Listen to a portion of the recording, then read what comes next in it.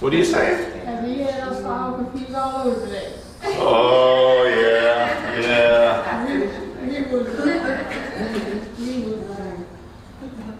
Yeah, I'm sorry. It's like when Carol says, the verse is so clear and you coming in and make it all, the water's clear and you make it muddy. And it's like, I think I'm supposed to do the other thing. Right, the opposite. The opposite. You didn't make it muddy. You made us think. Well, yeah, that's part of the job too, I suppose. All right. Well.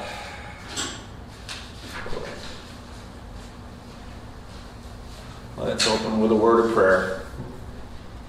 Lord, we thank you for this new day, and we thank you for the chance to be together. And we pray that you would bless our conversation and bless our reading through the Bible, and give us your peace. So we ask in the name of Jesus, amen.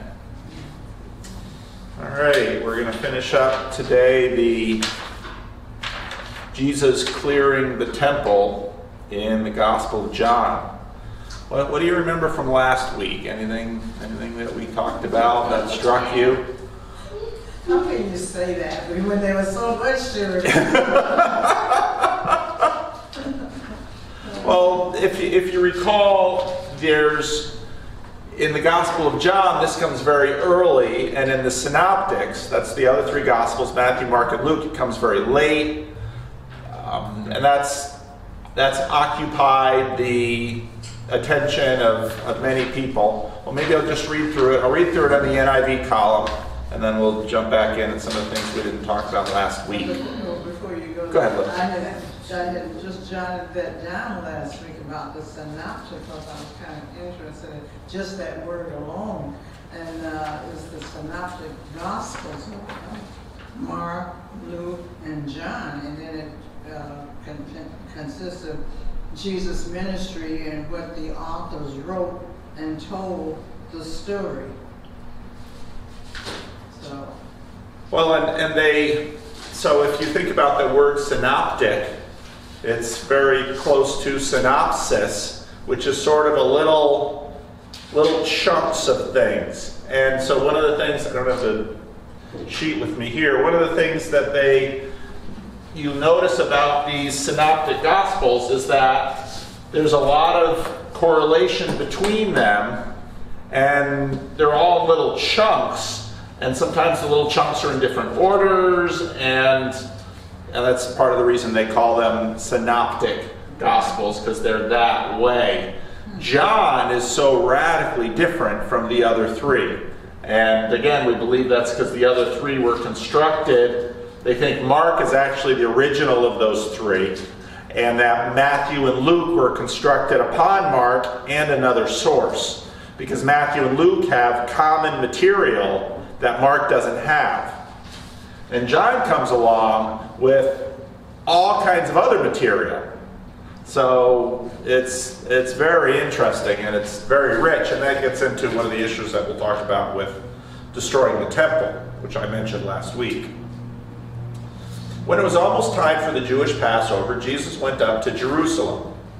In the temple courts, he found people selling cattle, sheep, and doves, and others sitting at tables exchanging money. And we talked about why that was important in terms of the Jewish diaspora last week. Okay, so I wasn't here last week. So you weren't here last week, okay. Sorry, guys. Okay, so you want me to go through why that's happening? Just briefly. Okay, so at this point in time, Jews are about 10% of the Roman Empire. And from the time of the destruction of the northern kingdom and the southern kingdom, Jews were flung all throughout the ancient world. First the Greek, first the Babylonian, the Assyrian captivity, and then the Babylonian captivity, and then the domination of the Jews by the Persians, and then the Greeks and the Romans. They pretty much fanned out in the Roman Empire and flourished. And so, well, let's think about it this way. Think about Warmth of Other Suns, which is a wonderful book about the migration of the former slaves from the slave states all throughout the United States after World War I. Terrific book. Why? Well, there's a lot of reasons why folks left the South. Jim Crow, but also economic opportunity. If you stayed in the South, well, you might be working for a sharecropper, or, I mean, there wasn't a lot of opportunity, so folks left the South, went to California, Detroit, New York, all throughout the United States. Now, a lot of mothers, like Joanne, your mother, did she stay right where you grew up? Yes. Yeah, but you went out. And you probably did better financially than she did in some ways. Yes. Yeah. But now when you went back for family gatherings, well, you'd go back there because she's there. So a lot of this is happening so Jerusalem is kind of home base for Judaism, and the temple's there.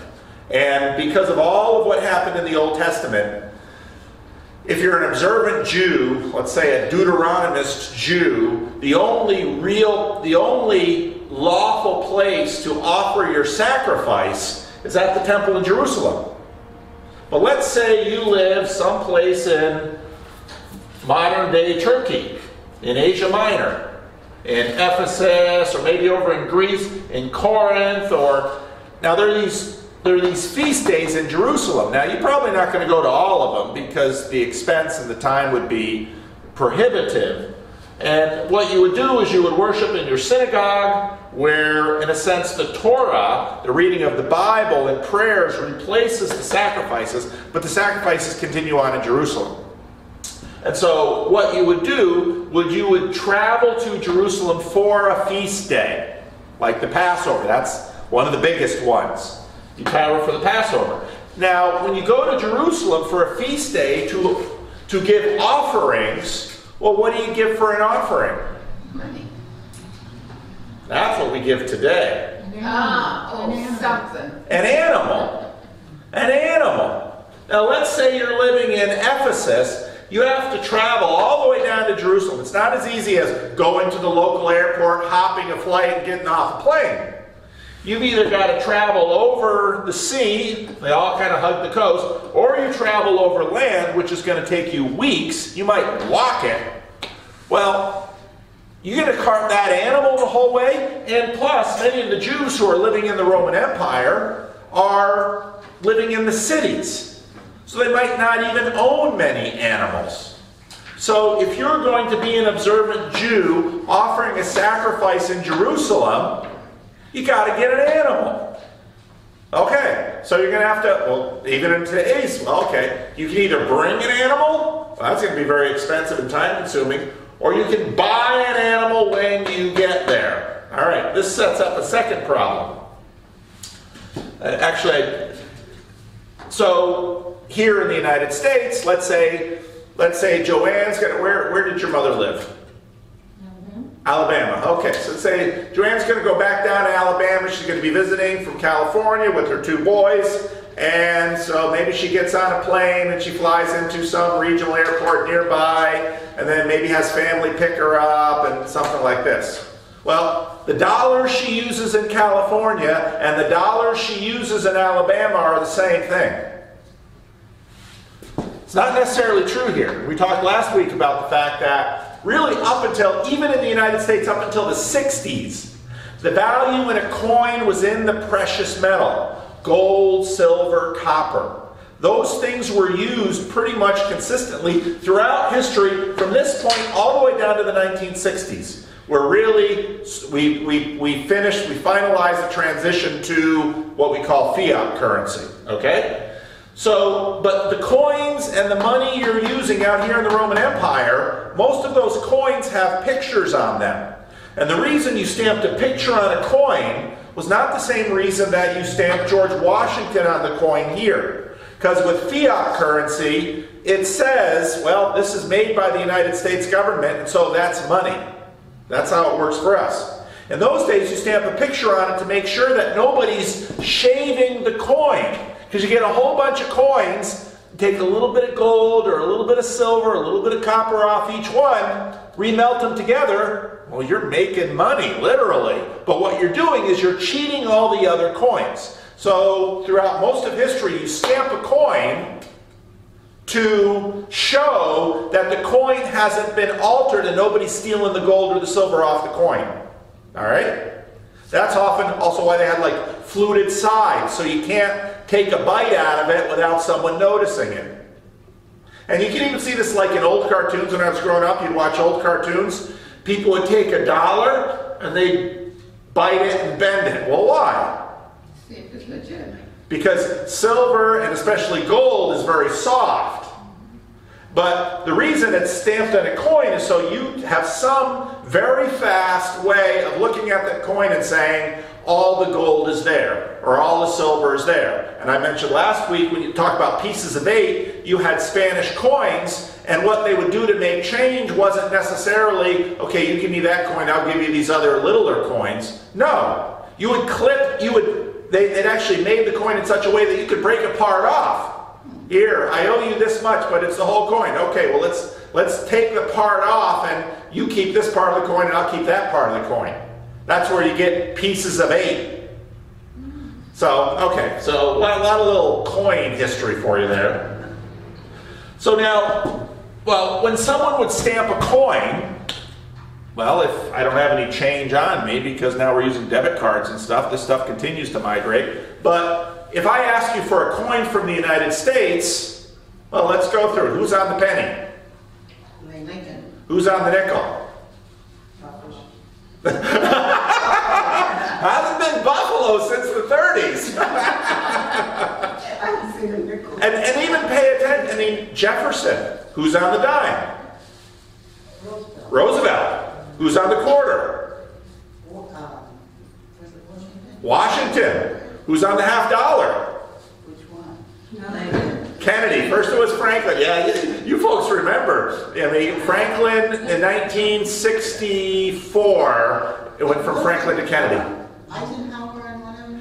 Eisenhower used to be on the dollar, and now then they put Sacagawea on the dollar, and now for the last number of years they've had all the presidents on the dollars. Well, they had the suffrage on the dollar too. What was her name? Oh, that's right, Susan B. Anthony. That's right, they had her on the dollar too. But now, pay attention. Now again, fiat currency is a little bit different. And so this is part of the reason all kinds of presidents went on coins once they stopped putting silver in the coin. Because it was no longer the metal, it was the tie to the story of the government. Okay? So, but in the ancient world, what's on most of the coins is an emperor or a god. And remember, emperors and gods are sort of the same things. I saw a little bit of a Pawn Stars yesterday, and there was a Tyrian silver coin, the kind that might have been used to pay the 30 pieces of silver to betray Jesus. And if you look on the coin, there's a little image of a god. That's what they put on the coins. They put images on the coin. Now, what does the 10 Commandments say about graven images? Thou shalt not have any before me. So, if you're not going to have graven images, and the coins of their empire commonly have images of emperors and gods, you can't go to Jerusalem. So on one hand, you'd offer sacrifices, so you wanted to buy animals. On the other hand, you wanted to pay the temple tax, so some of the offerings were money. But the temple didn't accept coins with gods on them. And so that money had to be changed in order for the temple to accept it. So what they did was, you had a place where you could buy animals appropriate for sacrifice, and a place where you could exchange money that had pagan images on it for money that was acceptable in the temple. So, you know, we talked last week, and I put it up on video, and you can find it on the Facebook page. we tend to look at it like, well, you know, you shouldn't. So when I was a kid, I was part of a cadet program, which is a CRC boys club thing. And our fundraiser for cadets was selling light bulbs. And so I would go to church, and you know, who was I going to hit up for, where did I know the most adults in my life were probably going to buy light bulbs from me? They're in the church. So I'd go to church on Sunday and I'd take orders for light bulbs. And it was always kind of like, should I be doing this? Because, you know, Jesus threw the money changers out of the temple. Would Jesus throw the cadets out of the church for selling light bulbs? Well, he only took orders on Sunday. So anyway, and that was actually a great, it was a great fundraiser because everybody needed light bulbs, especially back in the day when they didn't last that long. So anyway, but so this story in Protestant circles has always sort of had this connection with church and money. You know, you shouldn't do business at church. Well, maybe you shouldn't do business at church, but is that what this story is about? And so then last week I also walked through, you know, the questions. I did a little introduction into Owen Barfield. And so Barfield was a friend of C.S. Lewis, and he had these ideas about, we called it participation, where, okay, so you had to go to Jerusalem, and I used the illustration last week. If you brought a pig to Jerusalem for a sacrifice, what would happen? I don't think that was acceptable. No, that was definitely not acceptable. If you would bring a pig to the altar, you probably couldn't even get into the city with the pig, because the pig is unclean. And if you brought a pig to the altar, that's not just unacceptable. That would be regarded as highly offensive and likely met with violence. Okay? But what if you don't know the Jewish Bible? Pigs are pigs. Pig, cow, goat, sheep, we all look at them as, well, our farm animals. Who's to know the difference? But it doesn't work. A pig won't work for a sacrifice. And I used the example last week. Actually, yesterday, my son and I replaced a water pump in our dishwasher in the house, okay? Because the water pump went bad in the dishwasher. So instead of just getting a whole brand new dishwasher for $600, we bought a water pump for $40 and we took out the old water pump. It's amazing what you can learn on YouTube. So we swapped out the water pump. That's true. But now let's say if the water pump went in one of my cars, and I go to the mechanic says you need a new water pump that's going to cost you $400. I said, I could save a whole bunch of money. I just bought a water pump for $40 for my dishwasher. So I buy the water pump for $40 for my dishwasher, and I go to the car mechanic and say, I don't want to spend $400 on that water pump, put this one in. What's the mechanic going to say? No, thank you. No guarantee. Won't work. Can't do it. And all of us understand why we can't do it, because the water pump for my dishwasher doesn't work for the water pump in my car. But why doesn't the pig work for sacrifice instead of a sheep? Unclean before the Lord. So what you have is what Owen Barfield, he was a philologist, he studied the history of words, and he said, ancient peoples had what they called original participation. And this changed. Now, and you can actually see the change where you have the temple in Jerusalem with your sacrifices, and you had the synagogue out there in the diaspora in the empire. And here's a question. Did they offer sacrifices at synagogues? No, not at all. Why not? Because you have to go to the temple. Because you had to go to the temple. If you do a sacrifice at a synagogue, no, now you're offending God. So it's like, wait a minute. I can't do a pig at the temple, but I can do a sheep. But I can't do a sheep at the synagogue. So place matters a lot too. Just like place for my water pump in a car in my dishwasher doesn't go. But we see that in an entirely different realm that they saw this. So what you did when you went to the synagogue was Torah, reading of the law, and obedience to the law replaces sacrifices. Now, if you were to time travel to the first century and say, hey, wait a minute. First, I'd have to learn a whole bunch of languages. And why does Torah replace sacrifices in the synagogue? And they'd say, oh, well, if you read the prophets, they will tell you, I desire obedience rather than sacrifice. So there's these two different ways of thinking. This way is, in a sense, split.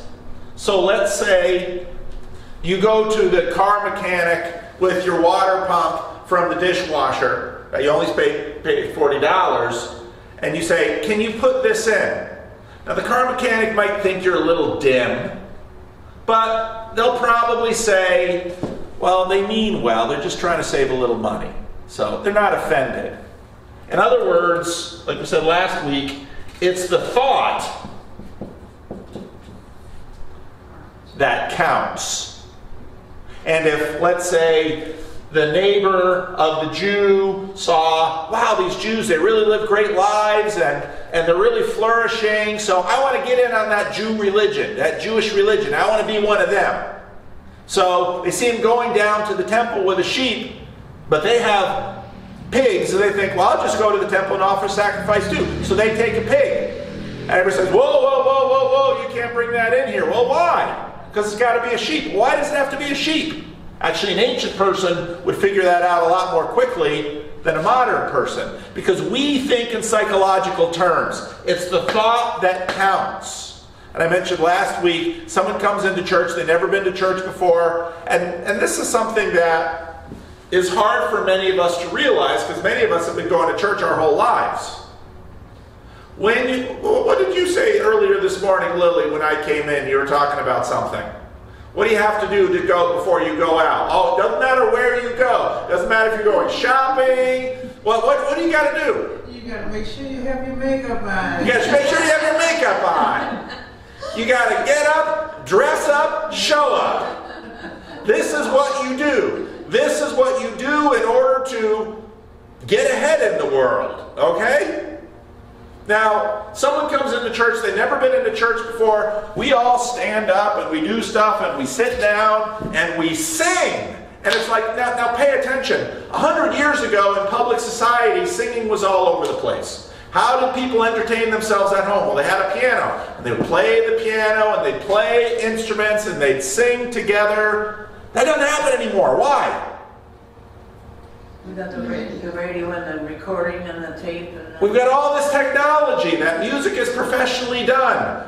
And someone might be wearing headphones and singing to themselves, but people don't sing anymore with the exceptions of really church or maybe at the ball game. Take me out to the ball game, if they know the words. So public singing is no longer a thing, only in church. So someone comes into church, they've never been into church before, we're all standing up, sitting down, singing. I remember when I used to deliver wood, when I was a college student, I delivered lumber for a company, and one day, and sometimes if it was a big load or we had a big window or something, two of us would go out, so I went out with a guy named Ronnie. Now growing up, a nice Christian foreign lad, we went out it was a long ways from the place, so we had lunch at a fast food place. So I sat down, we're at McDonald's or something, I sit down and before I eat, what do? pray. I bow my head and I pray. Ronnie sitting across the table from me says to me in his thick New Jersey accent, "What you doing?" "What you doing?" I said, "Oh, I just prayed before my meal." And he just kind of, Why? "Well, don't do it again." Because He was offended. Well, he wasn't offended. It's just strange to him. Yeah, why would you do that? Because, and you have to appreciate, to come into a church service, you've never been in a church service before. You weren't raised a Christian. There was no prayer before meals. Well, what are we doing in church? Well, we're closing our eyes and we're talking to someone named God or Jesus, and we're singing to him. Some of these songs sound like songs on the radio that you sing to your girlfriend, and on and on and on and on. And people walk into that and they're like, this is weird. Okay? But someone comes into that and they think it's weird and they don't know when to stand up and sit down, and do we say, oh, let's take them outside and beat them for defiling our worship service? That's like bringing a pig in. We say, no, it's the thought that counts. Poor Ronnie, he didn't mean me any harm when he saw me praying. And so for me, it was just a hilarious story. And I tease him because, if he'd do something I didn't like, say, you better watch out, Ronnie. I'm going to close my eyes and say another prayer. Oh, don't do that. You just didn't understand. That's exactly how we think. It's the thought that counts. It's what's going on inside your head. Now, this is a halfway point, because the reason that they practice Torah in the temple is because they're working on obedience instead of sacrifice. Obedience is a further development of sacrifice. Okay? So now here, Jesus, you've got all of this buying animals for the temple. You've got all of this stuff going on in the temple. Our perspective might be, it's the thought that counts. Jesus chases them out. It's like, well, why are you chasing them out of the temple? Now, pastors and theologians and readers of the Bible have been trying to figure out for years, why does he chase them out of the temple? Because, okay, he's crowding out the court of the Gentiles. That's a nice theory. And that may very well be true, but it's not in the text. A house of prayer, you've turned it into a den of thieves. Okay, so maybe it's about corruption. Sure. See, it's probably about all these things. They're crowding out. They're ruining the feng shui of the temple. Well, then the question is, well, what does Jesus say? So he made a whip out of cords. That's pretty violent. And drove out from the temple courts both sheep and cattle. He scattered the coins of the money changers and overturned their tables. To those who had doves, he said, get these out of here. Stop turning my Father's house into a market. Okay, so there's one reason. So, and again, I mean, the preaching points on this are not, I'm not disagreeing with them. But there's a bigger picture here that we should see. Maybe they should have been doing all these transactions to the side. And actually, so then part of what happens is that archaeologists get in this, and in fact there are a variety of places around Jerusalem, they think, that these things were happening. And so a question is, is Jesus saying do them outside of town? So there's lots of theories about this.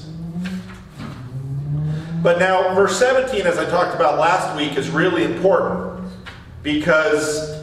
That was interesting, Paul. Thank you. Okay. You're welcome. This word zeal. Again, I went over this last week. I can't make a Z. Maybe if I do it over here. It's my dyslexia kicking in. Zeal. If I ask you, what does this word, now if you were here last week and you remember, don't answer. If I ask you what this word means, what does this word mean for you? Zeal. Great. I wasn't here last week. Oh, there's another one. Great enthusiasm. Enthusiasm. Notice what Marty did. Marty interpreted this word in psychological terms. as an emotion. Okay? Well, Paul, I just kind of jotted down, I don't know if I got it right, but zeal means passion in the Bible. That's again another psychological term. Now, with this question of participation that we talked about, notice what he does at the beginning of verse 15. So he made a whip out of cords. Well, why do you make a whip? What do you do with a whip? Punish. Yes.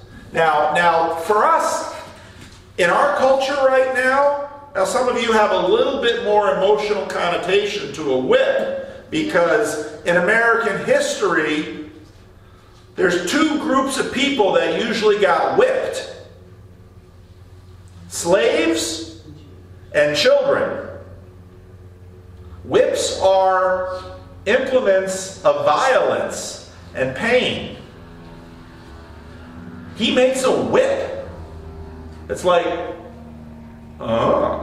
you know, and like if you had a mama who didn't, like most of us did, I think probably, who didn't take any, you know, anything from people, you know, I'm going to get the switch. In the house I grew up with, it was a ruler. You go get your switch. What's that? You go get the switch yourself. That's right. You got to go carry the switch over to get your punishment. Oh, it's the psychology of that. So yeah, I had to go get the ruler. Well, because, you know, the ruler was, I was living in Patterson, so not a lot of trees for switches.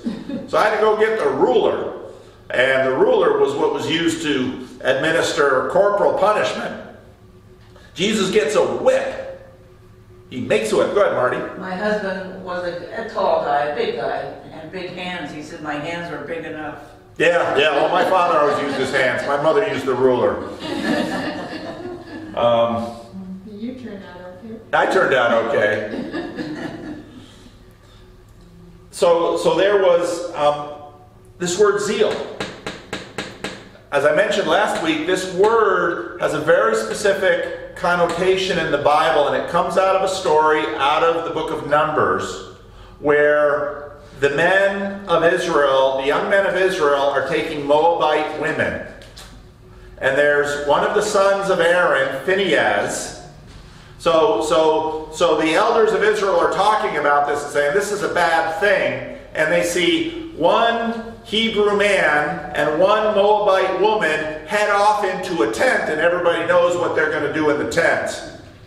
So Phinehas takes a spear, and right when this couple is in the midst of the conjugal act, he takes the spear and he puts it through both of them, and it sticks in the ground.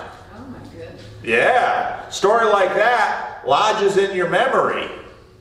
And this story became the definition of this word.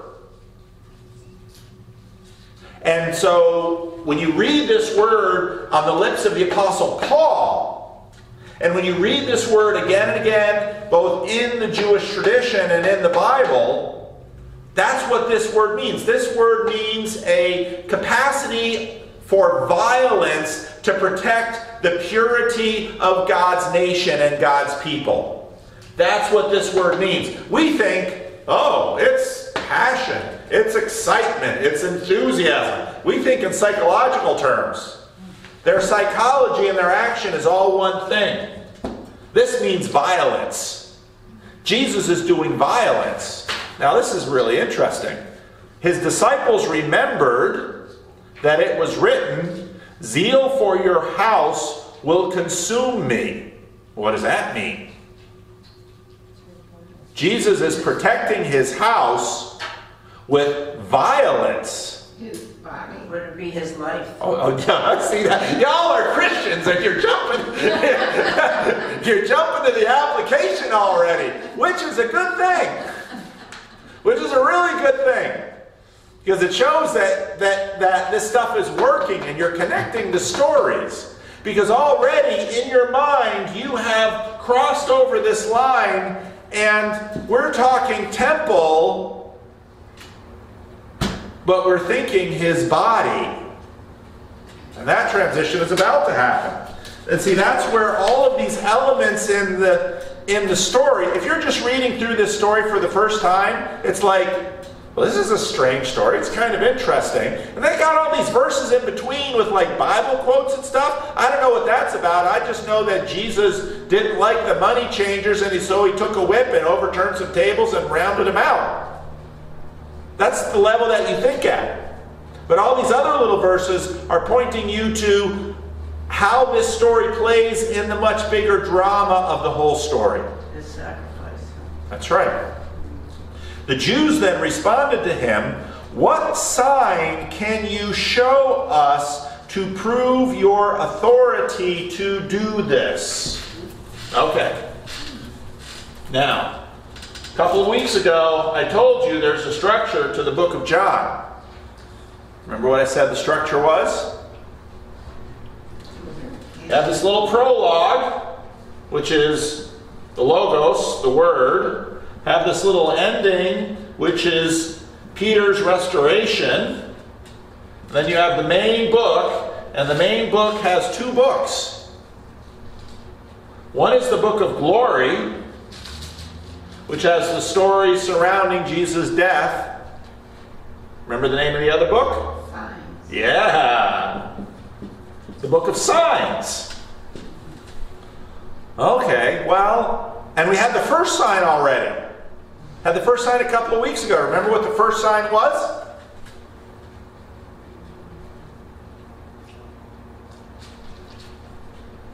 Was it the wine? Yes, water to wine. Now, again, I mentioned the Synoptics and the Gospel of John. The Gospel of John says this was the first sign. Now we think, well, was this the first miracle Jesus did? Yeah. See, again, we're thinking in terms of our own culture. But in terms of the story of the book, water to wine was the first sign. Well, right away we might ask, sign of what? You know what a sign is. You get on I-5 and it says, I-5 South, Los Angeles. I-5 North, Redding. It's like, boy, that Redding and LA are a long ways away. They're just giving us orientation. Because a whole lot of towns before you get to Redding or Los Angeles. But what are these signs about? His divinity. Okay.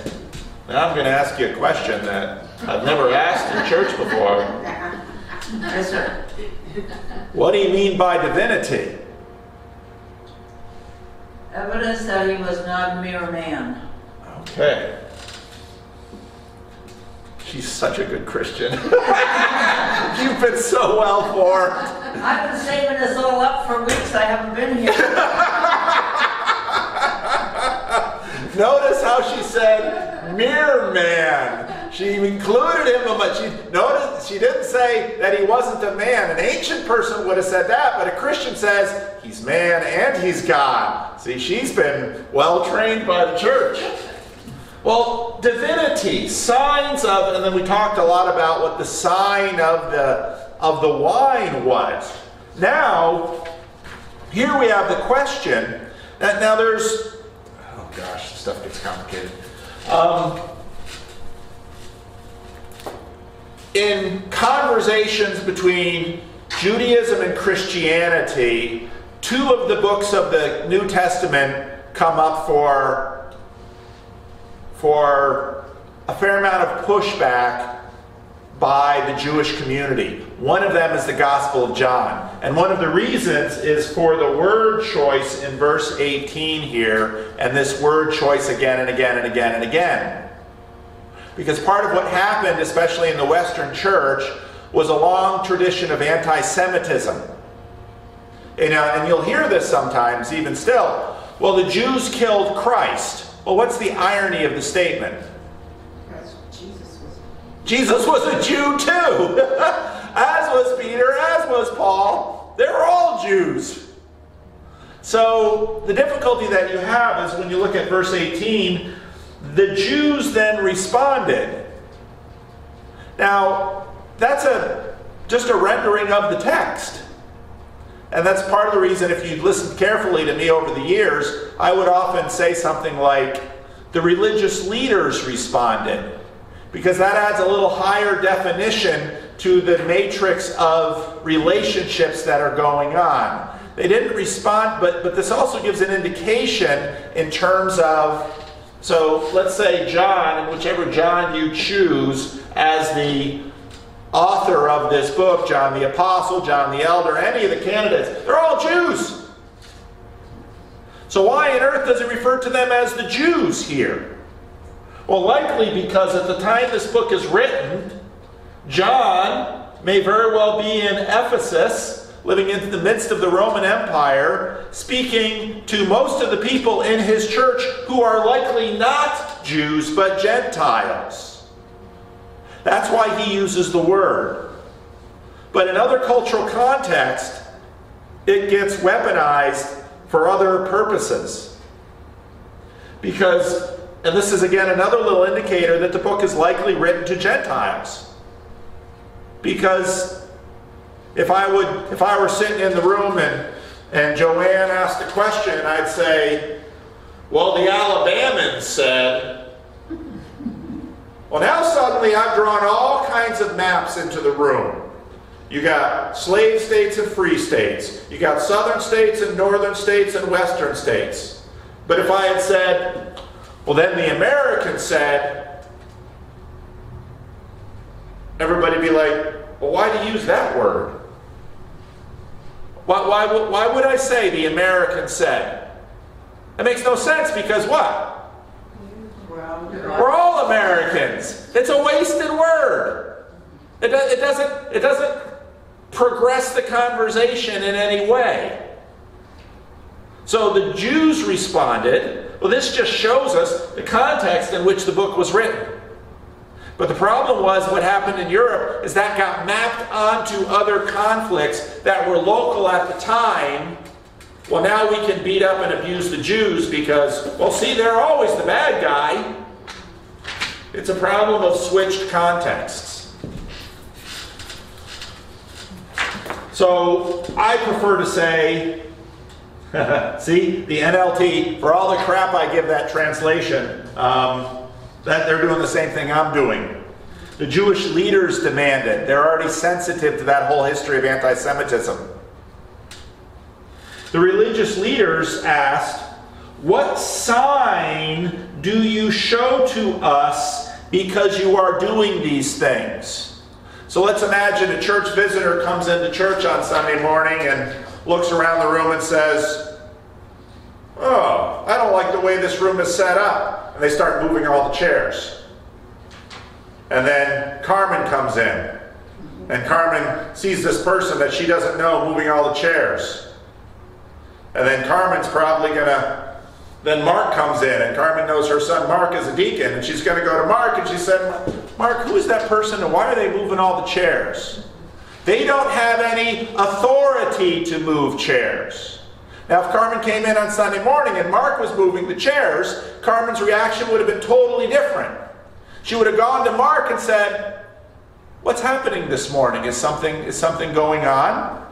Because Mark is a deacon, Mark is a recognized authority, and so Carmen's response to Mark moving the chairs would be completely different than to a total stranger moving the chairs. And Carmen knows who belongs, because open the door and Carmen's at church. So Carmen knows everybody here. And so Carmen knows who's got the right to move chairs and who doesn't. Carmen knows all these things. Now Jesus is coming in and look at what he's doing. He's got a whip. And he's chasing out animals. He's overturning money changers. Now the people who run the temple say, excuse me. Now notice what they ask him.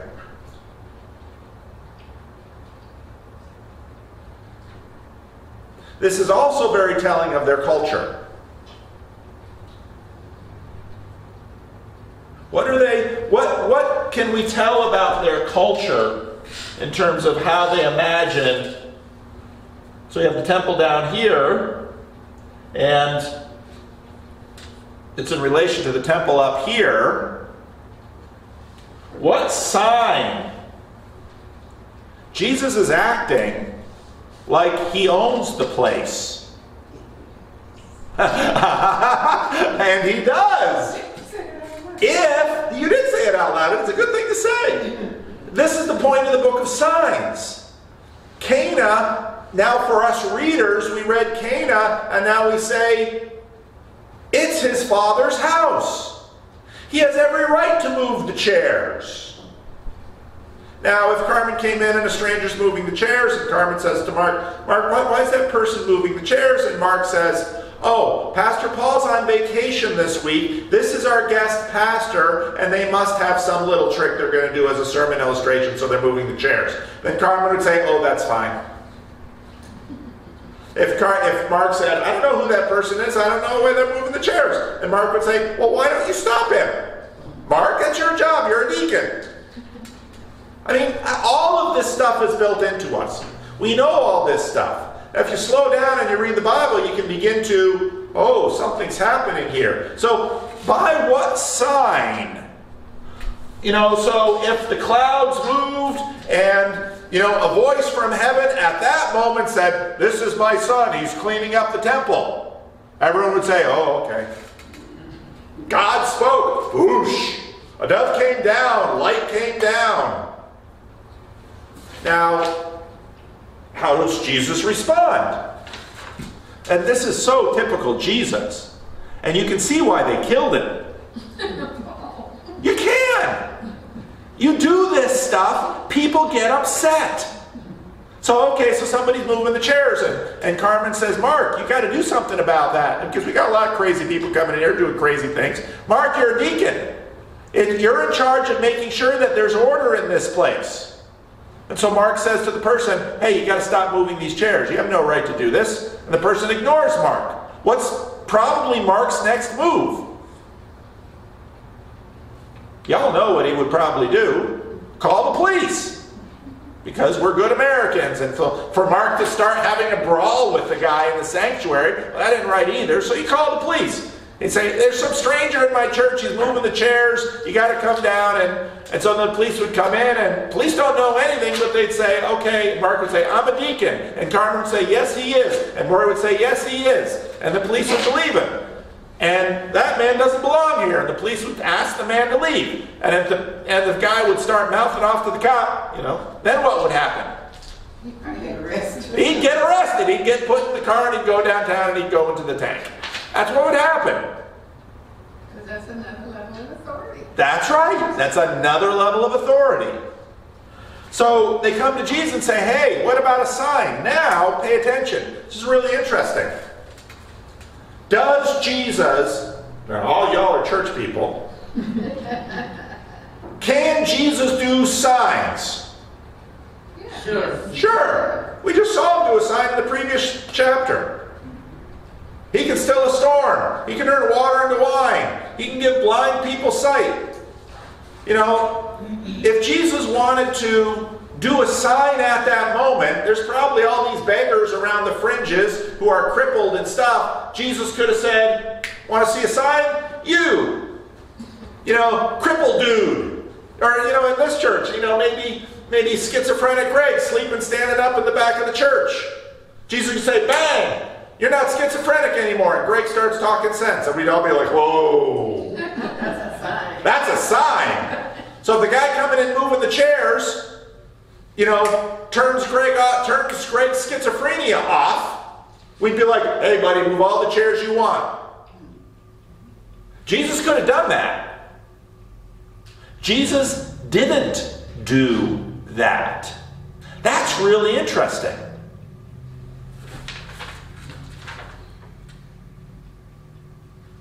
He says, Jesus answered them, destroy this temple, and I will raise it again in 3 days. Right with that sentence, worlds changed.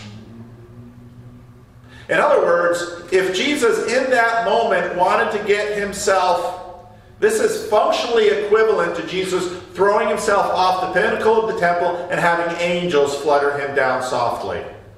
Jesus grabbing some random blind man or some random lame man and saying, oh, you want to see power? Boom, watch the dude walk. You've been seeing him beg here for years. Now he's strutting across the court of the Gentiles. Everyone would have said, bam, prophet. But what Jesus would have done in that moment is set up a whole string of events that would be taking everything he's trying to do in the wrong direction. What Jesus does in that moment is something that's going to contribute to his eventual execution, but set a whole nother world in motion that leads to us here today. Destroy this temple, and I will raise it again in 3 days. And how must the Jewish leaders have regarded that answer? They were probably, Well, Disbelief. so this dude's moving the chairs in the sanctuary, and Mark says, what are you doing? I'm here by the authority of God to purify this church from all the uncleanliness of Paul Vanderklay.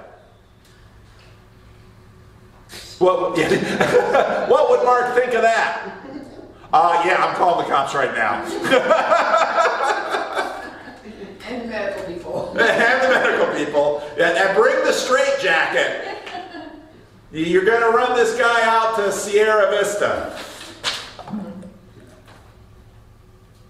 Jesus could have healed a blind or a lame person right there, and the entire story would have been different. But Jesus says something, and I mentioned it last week. This isn't mentioned in the synoptic. Jesus says something that sets the entire history of the world in a different direction. And that history of the world leads all right here into this room.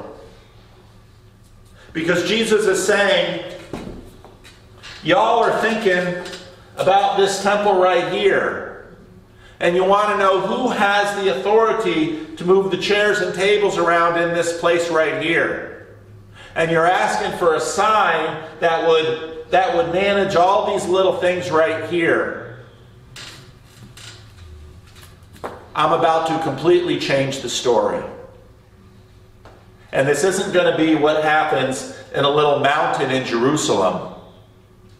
This is what's going to be what happens throughout the whole history of the world. But at that moment, it just sounded like crazy talk.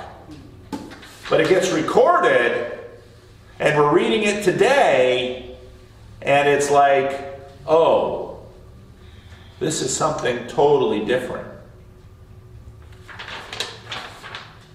I guess we're not going to get through this today. So next week we'll pick it up at verse 20. Any last minute questions before we close? All right, let's pray.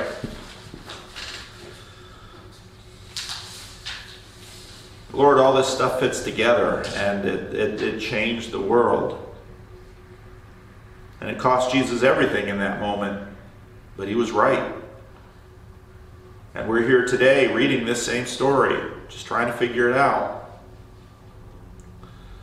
So help us, Lord, to listen, and help us, Lord, to understand what it meant for the King of the world to make a whip and throw over some tables, and what that means for us today. So hear our prayer in the name of Jesus. Amen.